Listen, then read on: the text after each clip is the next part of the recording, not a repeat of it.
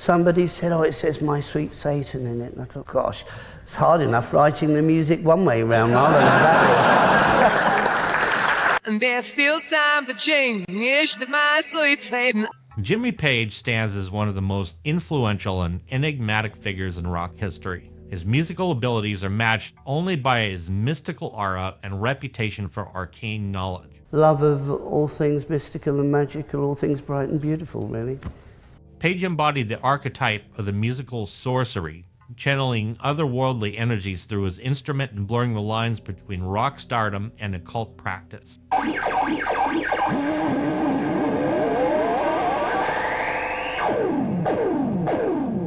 Many people make the error of thinking they sold their souls, or that Page was into some kind of black magic. However, the real magic Jimmy Page performed was that of putting together the perfect group of musicians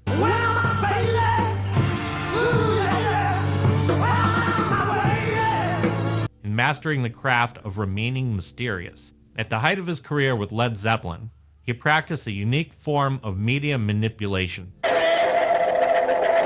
employing both audio and visual techniques to create a hypnotic, immersive, subliminal experience, which obviously did its part in attracting fans who became rabidly devoted to the band. Good afternoon.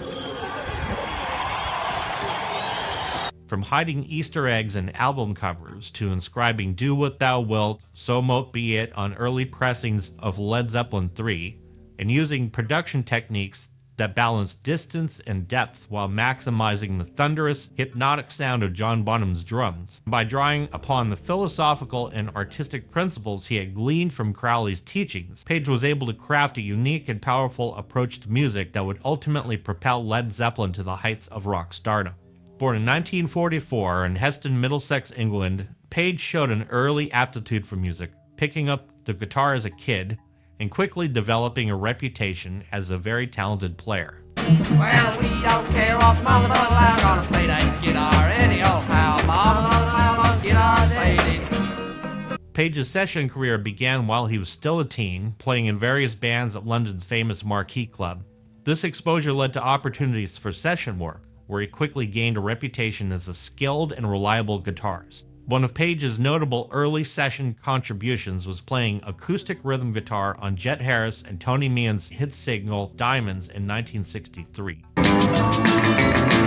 This marked his first appearance on a #1 record and showcased his talent at an early age. And from there, his session work expanded. He collaborated with a wide range of artists across different genres. He played with the Rolling Stones, contributing guitar to tracks like Heart of Stone and Little Red Rooster. His guitar work on the Kinks' hit You Really Got Me is often cited as a key element in defining the song's raw and influential sound. Page's versatility as a guitarist allowed him to seamlessly transition between different musical styles. He played on Petula Clark's Downtown, adding his distinctive touch to the iconic pop hit.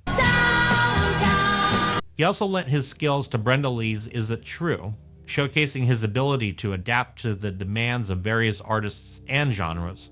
In addition to his guitar skills, Page's keen ear for production and arrangement made him a sought-after session player. He often contributed ideas and helped shape the sound of the recordings that he had worked on. His ability to bring a unique perspective and creative input set him apart from other session musicians of the time. However, as Page's session career progressed, he began to feel limited by playing other people's music, and he was yearning for a lot more creative control. Jimmy Page's interest in the occult and mysticism began to take shape during his tenure with the Yardbirds, one of the most influential British rock bands of the 60s. Page joined the group in 1966 as a replacement for bassist Paul Samuel Smith, and later took over lead guitar duties from Jeff Beck.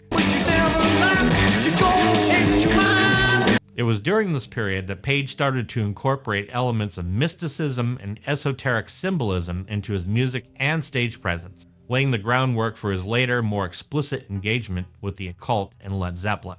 One of the key ways in which Page's growing fascination with the occult manifested itself in the Yardbirds was through his experimentation with new sounds and musical techniques. He began to employ Eastern scales, drone notes, and other exotic musical elements which evoked a sense of otherworldliness and mystical adventure.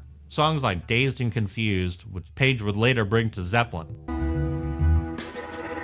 featured extended improvisation and hypnotic psychedelic soundscapes that seemed designed to induce altered states of consciousness in the listener.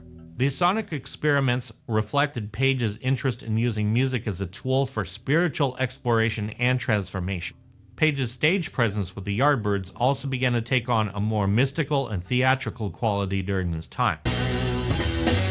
He started wearing more flamboyant and occult-inspired clothing, such as black cloaks and amulets, and his performances became more ritualistic and intense.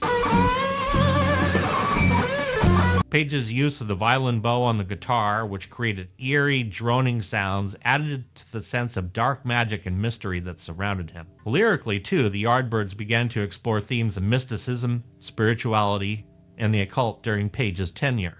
Songs like Glimpses and Knowing dealt with themes of expanded consciousness, mystical experience, and esoteric knowledge. While these lyrical references were often subtle and oblique, they nevertheless hinted at the deeper occult preoccupations that would come to define Page's work with Led Zeppelin. In 1968, the Yardbirds were in a state of flux, with various members leaving the band. Page found himself as the last remaining member. Determined to continue making music, he began recruiting new members to form a new lineup. Page first brought in Robert Plant and drummer John Bonham, both of whom he had seen perform in other bands. Bassist John Paul Jones, who had previously worked with Page as a session musician, also joined the group. The new lineup played a few shows under the name The New Yardbirds due to contractual obligations.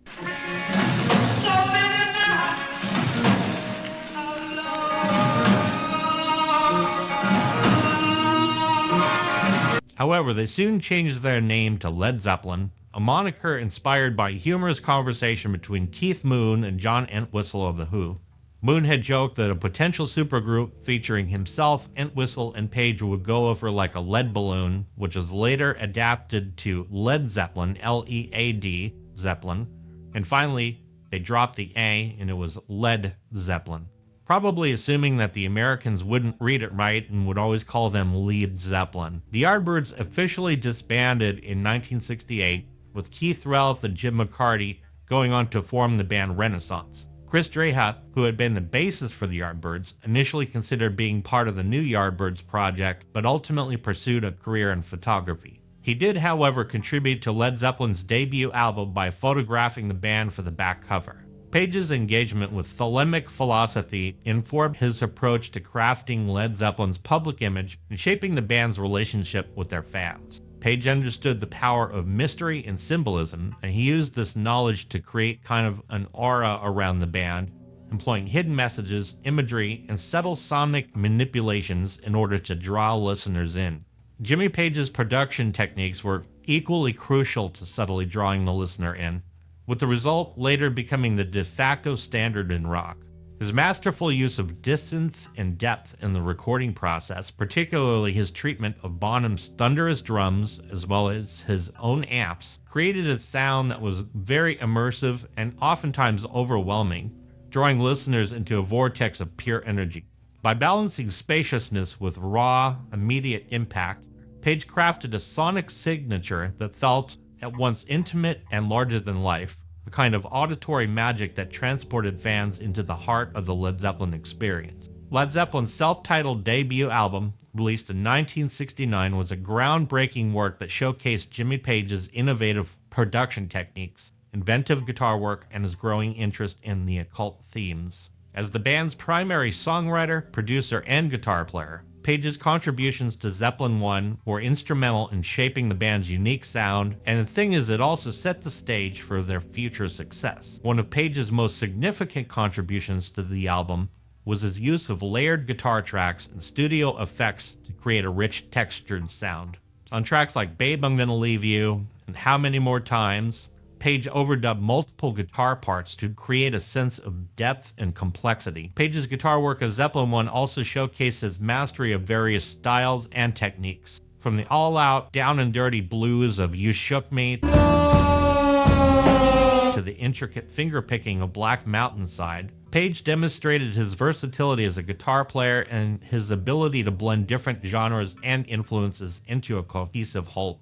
Another notable aspect of Page's contributions to Zeppelin 1 was his use of unconventional recording techniques. For instance, on Dazed and Confused, Page used that violin bow to create that eerie, otherworldly sound that would become part of the band's signature effects.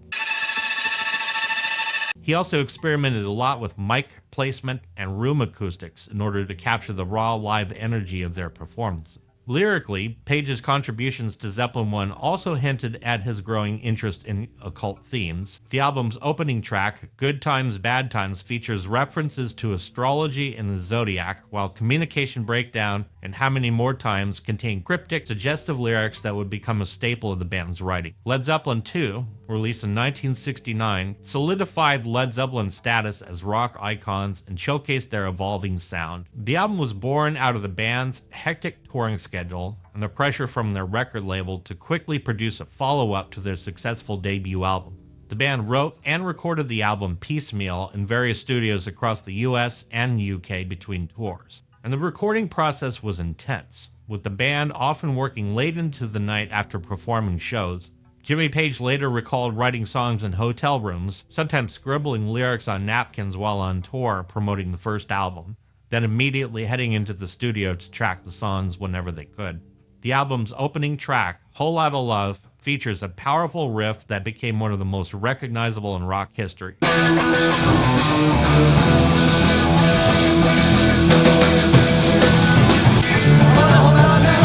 With a very subtle unison bend that made the otherwise simple main riff have that much more sonic dimension. And that tiny unison bend speaks volumes to Page's attention to detail, offering a little sonic Easter egg right from the album's opening notes. Its psychedelic middle section showcases Page's innovative use of the theremin, an electronic instrument that creates an eerie, otherworldly sound.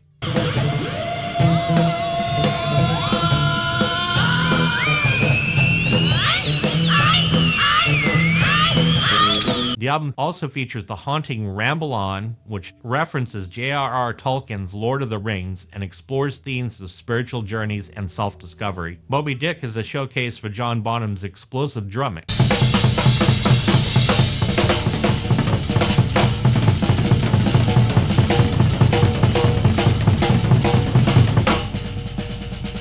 Bonham had been drinking at a pub before coming into the studio and managed to nail the complex drum part in just one take, using 2 drumsticks in each hand. And then of course you got Bring It On Home, which is a blues-infused track that features Plant's raw, powerful vocals and killer harmonica playing.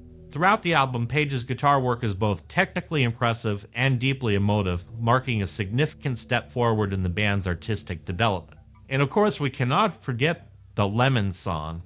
That shows the band all in true form, totally on fire, and it's really a great display of just how well John Paul Jones could get down and dirty in that deep funk blues groove. Around this time, he became involved with a groupie, Lori Maddox, who was underage, and this is despite being in a relationship with his girlfriend, Miss Pamela, later known as Pamela DeBarn at the time.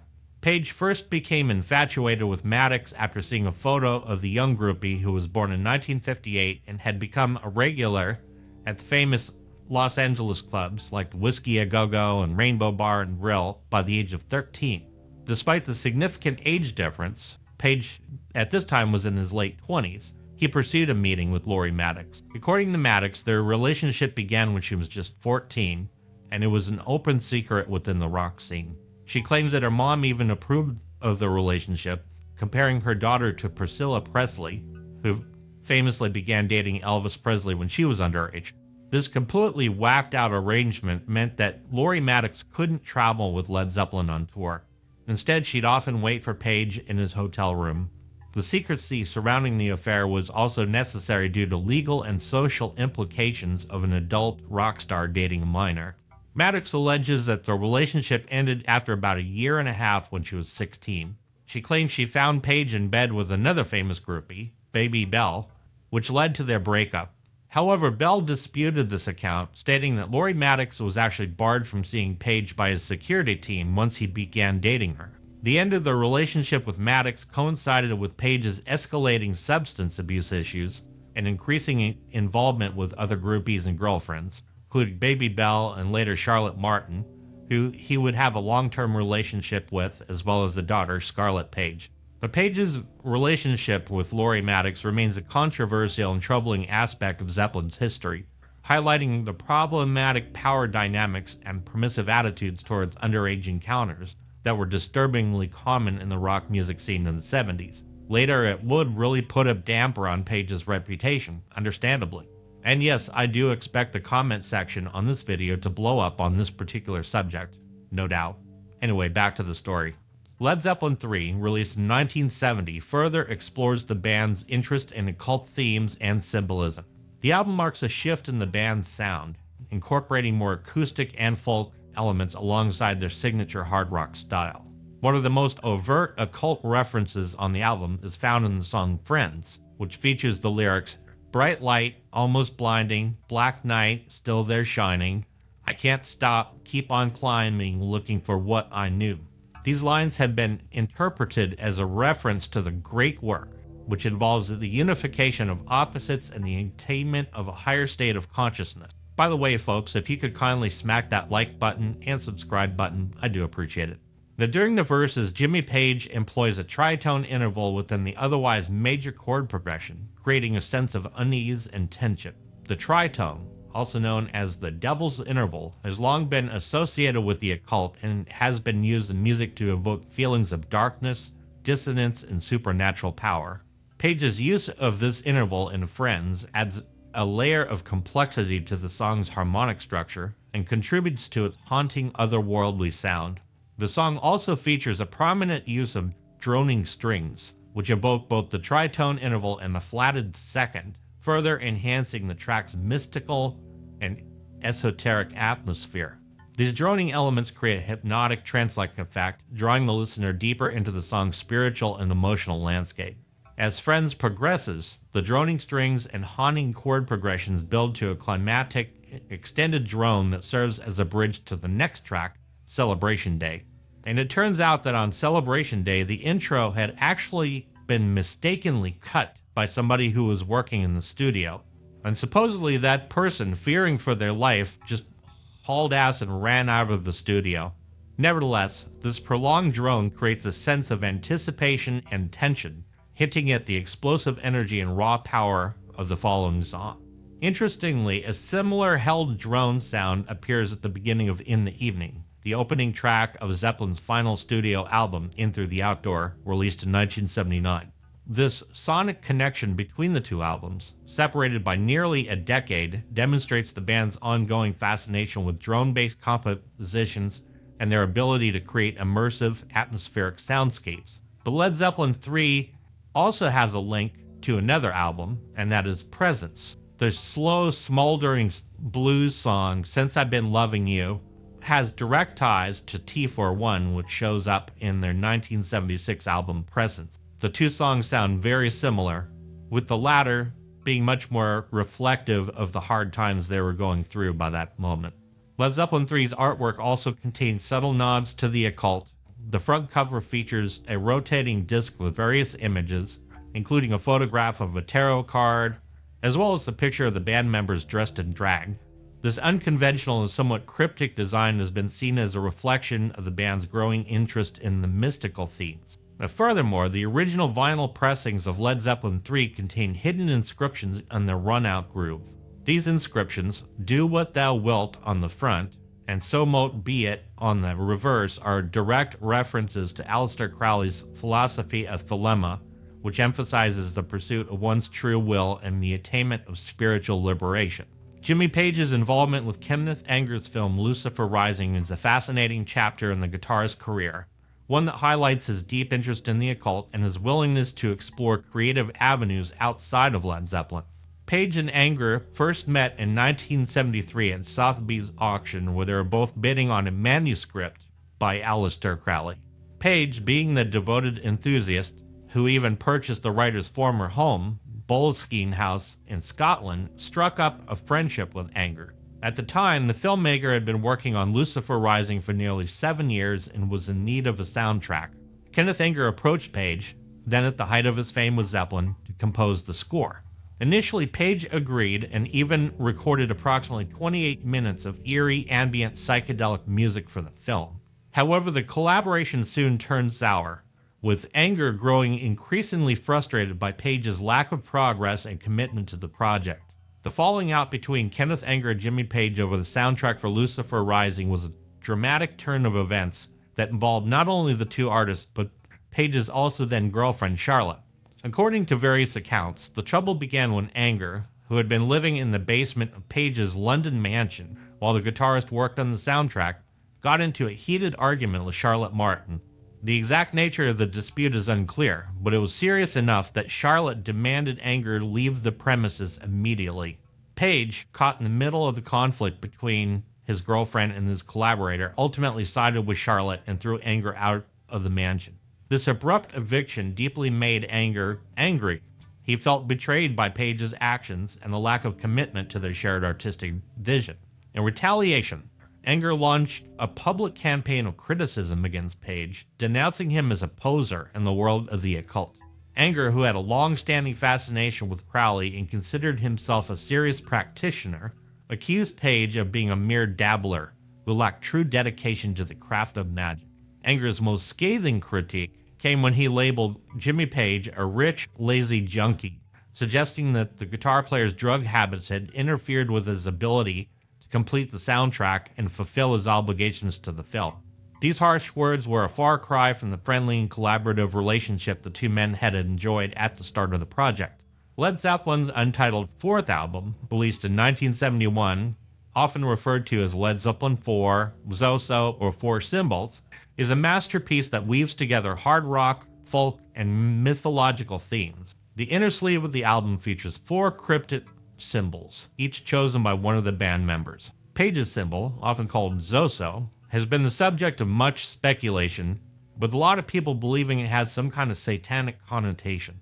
Robert Plant's symbol resembles a feather in a circle, representing his poetic lyrics and connection to Celtic mythology. John Paul Jones's symbol looks like the royal crest of a king, while Bonham's 3 interlocking rings may symbolize the unity of family. Some also say it just looks like it represents a drum kit. The album's iconic gatefold features a solitary figure who bears a striking resemblance to the Hermit from tarot cards, representing a quest for hidden knowledge and spiritual enlightenment. This theme of wisdom permeates the album, with songs like Stairway to Heaven and The Battle of Evermore, drawing upon mythological and occult imagery. The latter features the haunting vocals of British folk singer Sandy Denny, who recorded her part at Headley Grange. Denny, like the band members, had her own symbol, a downward pointing triangle intersected by a line, which some have interpreted as an inverted male symbol or a reference to the element of water. Tragically, Denny's life was cut short in 1978 after a fall down a flight of stairs, which had become a recurring issue due to her struggles with substance abuse and mental health. Her untimely death at the age of 31 added a layer of dark mystique to her already ethereal contributions on the album. Over the years, Zeppelin 4 has been the subject of countless rumors and urban legends, including the infamous claim that Stairway to Heaven contains backward satanic messages. While the band, and especially Jimmy Page, have vehemently denied these allegations, the persistent association with the occult has only deepened the album's aura of mystery and power. Led Zeppelin's 5th studio album, Houses of the Holy, released in 1973, marks a significant evolution in the band's sound and showcases their growing musical ambition. The album features a diverse range of styles, from hard rock to funk to progressive rock and reggae, demonstrating Zeppelin's willingness to experiment and push the boundaries of the music. The album opens with The Song Remains the Same, a powerful track that highlights Jimmy Page's intricate guitar work and Bonham's thunderous drumming. The song's dynamic shifts and instrumental breaks set the tone for the rest of the album, signaling Zeppelin's contributed exploration of new musical territory. There's also on this track, as well as The Ocean, where they actually sped up Robert Plant's voice a little bit. And they did this by actually slowing down the music, or lowering it down in pitch as well, and then Robert Plant went ahead and sang to that, and they just sped the tape back up to pitch again. And this gave Robert kind of a disembodied sound that added to the overall mystique of the album. They didn't do it for all tracks, but it definitely stood out quite a bit on The Song Remains the Same. One of the standouts on Houses of the Holy is The Rain Song, a hauntingly beautiful ballad that features Page's delicate acoustic guitar work and Robert Plant's emotive vocals. The song's orchestral arrangement, courtesy of John Paul Jones, adds a huge layer of depth and sophistication to the composition. And this was really quite the showcase of the band's growing musical maturity at this time. So the album also features several hard-hitting rock tracks, like The Ocean and Dancing Days, which demonstrates Zeppelin's ability to create infectious riffs and grooves. The Ocean, with its hard-hitting, funky, syncopated rhythm and playful lyrics. Another one of the experimental tracks is the song Jermaker, a reggae-influenced song that features Plant's distinctive vocal phrasing and Page's inventive guitar work. Bonzo also did his best to pull off his total reggae groove in his own fashion. He proved that he's not a natural reggae drummer, but it definitely still fit no matter what. No Quarter actually starts heading off more into jazz territory at parts, and it's sprawling and atmospheric composition that features Jones's eerie keyboard work and Plant's cryptic lyrics. Walking side by side with them, the devil mocks their every step. The grunge is full-on funk, totally taking from James Brown's playbook and fits perfectly on the album. The cover art for Houses of the Holy was pretty interesting. It was actually originally taken with multiple adults naked on the rocks, along with child actor Samantha Gates. In the end, they just superimposed all of Samantha Gates and took everybody else out because they didn't want to disrupt the flow of the cover. This was all before Photoshop, so they definitely had a lot of work on their hands to do. Interestingly, Samantha Gates would then show up later on the Presence album cover as well, along with her brother Stefan, who also posed for the Houses of the Holy photo shoot. Now, the cover art for Led Zeppelin's 1975 double album Physical Graffiti is one of the most iconic and recognizable in rock history. The artwork, designed by Peter Corsten, features a photograph of two tenement buildings located at 96 and 98 St. Mark's Place in New York City's East Village. Corsten's design incorporates several unique and creative elements. The front cover features die-cut windows in the buildings, allowing images for the inner sleeves to be visible when the album is fully assembled. The artwork was heavily influenced by the design of Jose Feliciano's 1973 album, Compartment. The buildings featured on the cover have also gained fame for their appearance in the Rolling Stones music video Waiting on a Friend, where Mick Jagger can be seen sitting on the front stoop.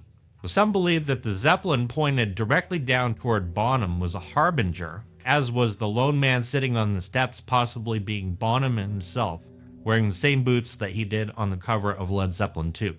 Kashmir is indeed a highly hypnotic and mesmerizing track that showcases Led Zeppelin's ability to craft intricate, multi-layered compositions that transport the listener to otherworldly realms.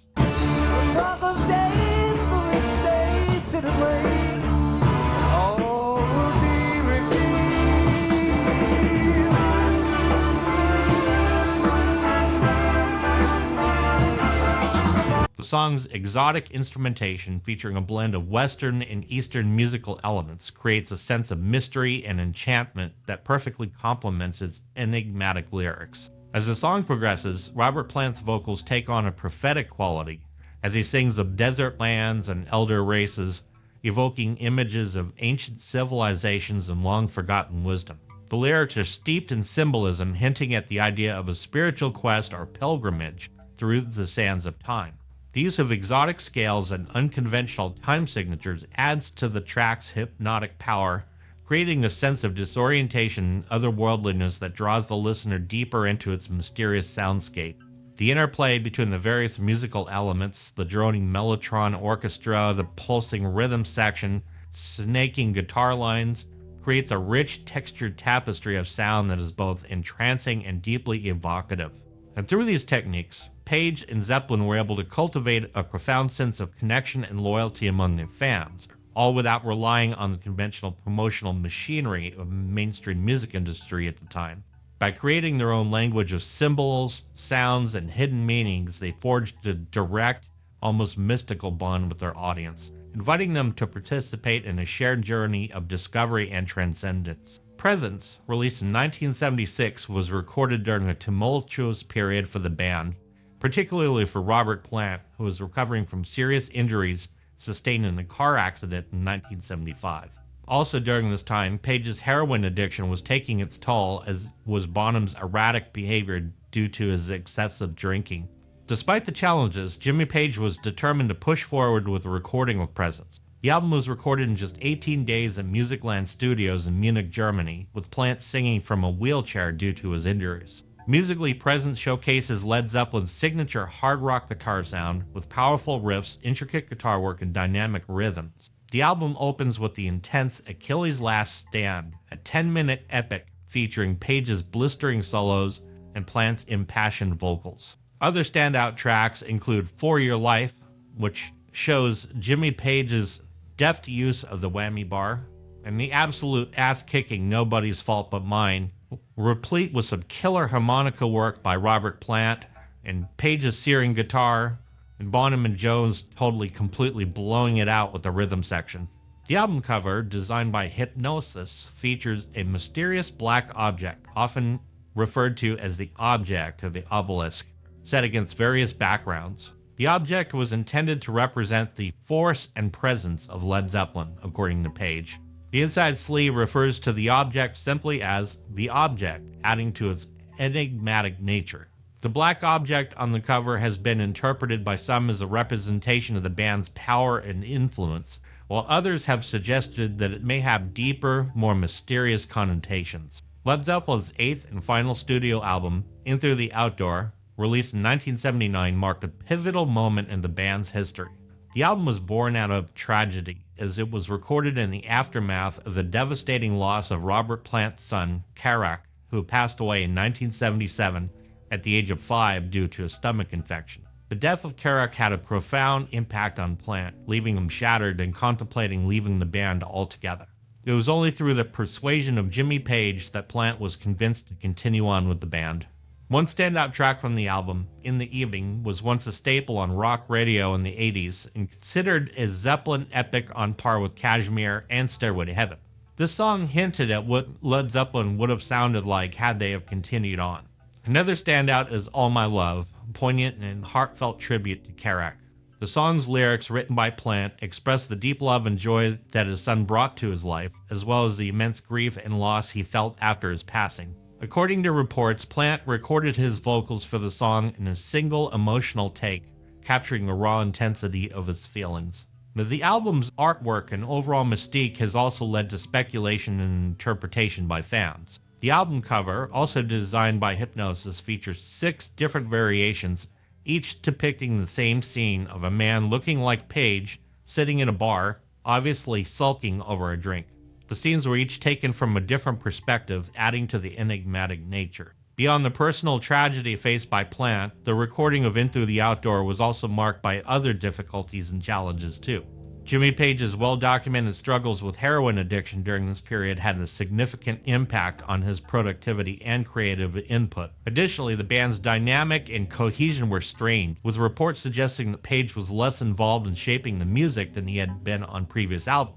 It was obvious by this time, on this album especially, that John Paul Jones was actually driving it, with lots of lush keyboard arrangements that, for the time, really helped propel the album, though in the end it probably made the album not quite have its timeless quality as some of their earlier work.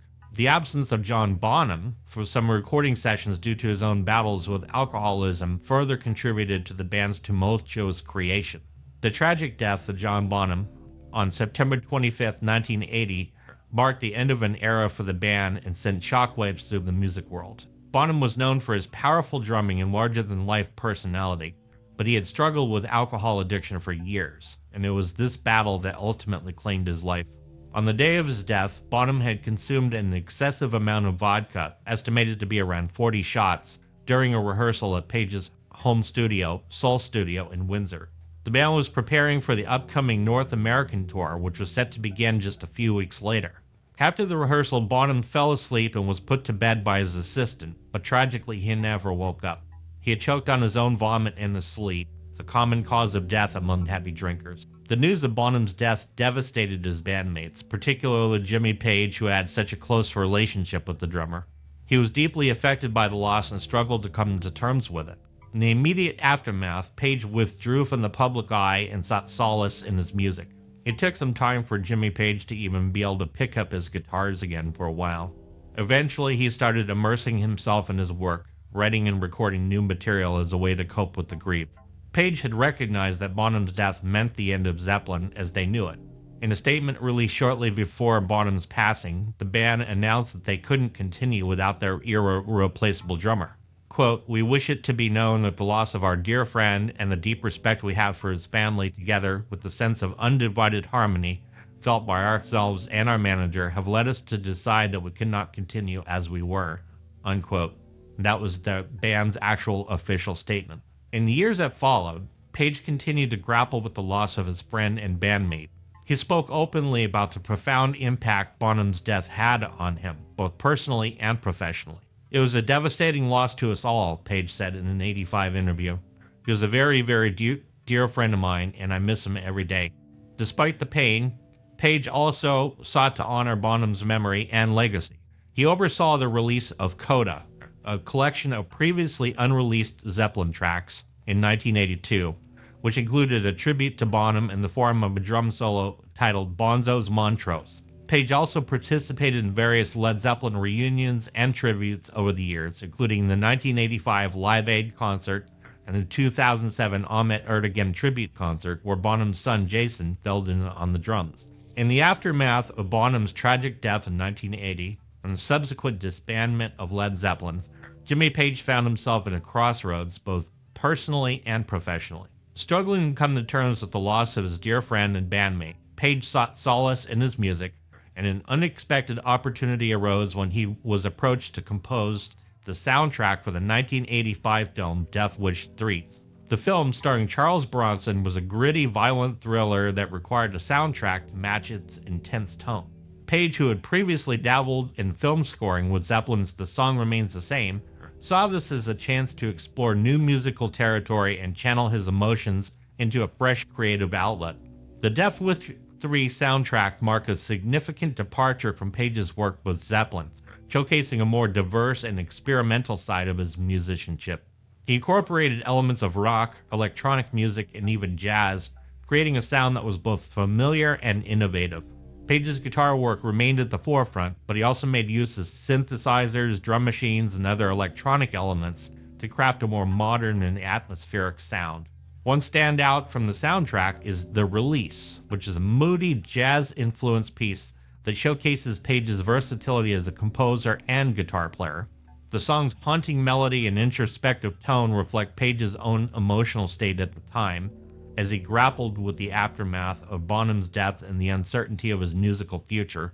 The Release almost feels like a musical awakening for Page, a tentative step out of the shadows and into a new creative landscape.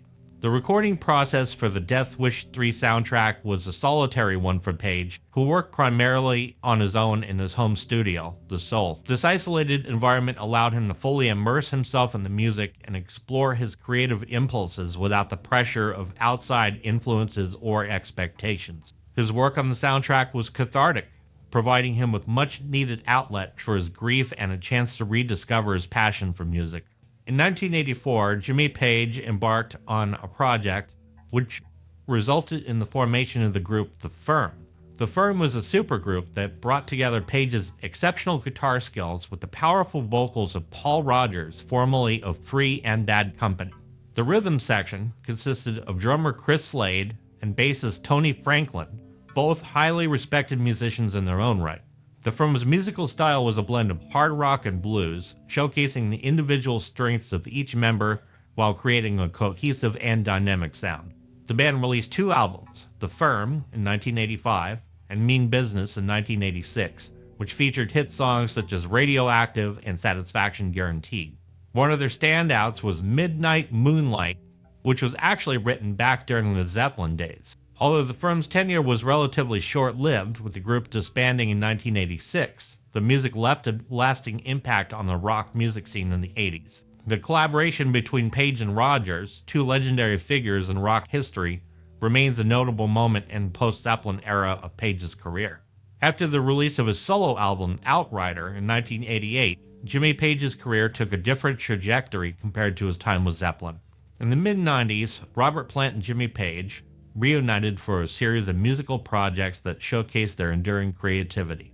They worked with Boris Williams, the drummer of The Cure, and Pearl Thompson, the band's guitar player, to create a unique blend of rock, Indian, and Middle Eastern influences. The collaboration allowed Plant and Page to revisit and expand upon exotic elements that had been present in some of Zeppelin's earlier works, such as Kashmir and the Battle of Evermore. This resulted in a highly publicized live performance that was televised worldwide. The event was called Unleaded, taking place in 1994, featuring the duo performing classic Zeppelin material alongside a host of talented musicians from various cultural backgrounds. They did some burning renditions of songs like Kashmir and the Battle of Evermore, which is enhanced totally by the traditional instruments, as well as the hurdy-gurdy. They also released the album Walking in the Clarksdale in 1998. This album featured a mesmerizing fusion of traditional rock instrumentation, creating a captivative and atmospheric listening experience. Songs like Most High and Upon a Golden Horse showcase the intricate interplay between Page's guitar work and Plant's distinctive vocals. While he remained respected as a legendary guitarist, his post-Zeppelin projects didn't quite reach the same level of commercial success or critical acclaim. In 1993, Jimmy Page collaborated with David Coverdale, lead vocalist of Whitesnake, to release the album Coverdale Page. This partnership was particularly interesting given the history between Coverdale and Robert Plant. Plant and Coverdale had a well-publicized rift, stemming from the perceived similarities between Whitesnake's style and Zeppelin's, where Robert would often call him David Cover Version.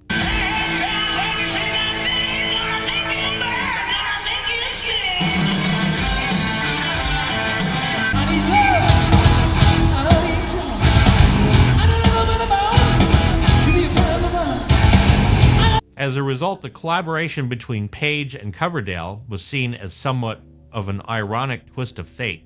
Despite the potential for tension, the Coverdale-Page project proved to be successful and a creative endeavor. The album showcased the combined talents of both musicians, with Page's signature guitar work complementing Coverdale's powerful vocals. The standout track from the album, Shake My Tree, featured a main riff that Page had originally written during his time with Zeppelin, specifically during the Enter the Outdoor sessions in 1978. The decision to use the riff in the Coverdale-Page project demonstrated Page's ability to draw upon his vast musical repertoire and adapt to new contexts. Shake My Tree definitely became a fan favorite and a testament to the enduring quality of Page's songwriting and guitar playing. Despite the success of the project, Coverdale-Page collaboration was short-lived, with no further albums or touring following the release of their self-titled debut. In 1999, Page teamed up with Black Crowes for a series of live performances, resulting in the release of the album Live at the Greek. This collaboration introduced Page's music to a new generation of fans and highlighted his enduring skill as a live guitar player. Page also participated in several Zeppelin reunions, including Atlantic Records' 40th anniversary concert in '88, Jason Bonham's wedding in '90, and the Ahmet Ertegun tribute concert in 2007. Despite these successes, Page's post-Zeppelin career was marked by periods of inactivity and a lack of consistent direction. His interest in the occult, inspired by Crowley, also attracted controversy and speculation, with some seeing it as a dark influence that contributed to his personal struggles. In recent years, Page has focused more on preserving and celebrating Zeppelin's legacy. He's been involved in remastering the band's catalog, overseeing archival releases, and participating in documentaries and interviews reflecting on their impact. In the 2008 documentary It Might Get Loud, Jimmy Page appears alongside The Edge and Jack White, representing 3 generations of guitar greats. As the elder statesman, Page's presence underscored his enduring influence and the respect he commands within the music community. Old habits die hard, and it seems that Page's preference for younger women has persisted throughout his life. Thankfully, his current girlfriend, Scarlett Sabat, is of legal age. Born in 1989, Sabat is an English poet and performer based in London. The couple's been together since 2014 when Page was 70 and Sabat was 24. Despite the significant age gap, they appear to have a stable relationship living together in West London. With Page's net worth of over 180 million, the couple enjoys a comfortable life in a castle. Page's fighting spirit remains strong, as evident in his recent feud with his neighbor Robbie Williams. The dispute, which lasted nearly a decade, revolved around Williams' plans to build a super basement in his London mansion. Page expressed concerns that the construction would endanger the structure of his historic home, Tower House. Despite Page's media blitz and attendance at local planning meetings, the council sided with Williams. The Take That singer couldn't resist taunting Page in the press, even dressing up as Robert Plant on a few occasions. Amidst the drama, it is worth noting Page's philanthropic efforts. He has supported various charitable causes throughout his career, using his influence and resources to make a positive impact. But in the end, Jimmy Page's legacy as a legendary guitarist and producer is secure. His adherence to Crowley's do what thou wilt philosophy has undoubtedly shaped his life and music, for better or worse. As a result, rock music has been forever changed. His genius extends beyond his guitar skills. He is a master of tone and production, and his influence has driven the development of heavier music. While his personal life may have been marked by controversial relationships and feuds, there is no denying the immense impact that Jimmy Page has had on the world of music. He remains a revered figure, an elder statesman whose contributions continue to inspire and influence generations of musicians. So as he enjoys his golden years with Scarlett in their West London castle, Page can look back on a life well lived, secure in the knowledge that his musical legacy will endure long after he's gone. So if you like what you see here, make sure to smack that like button, and while you're at it, join the family and subscribe. Thank you so much for watching.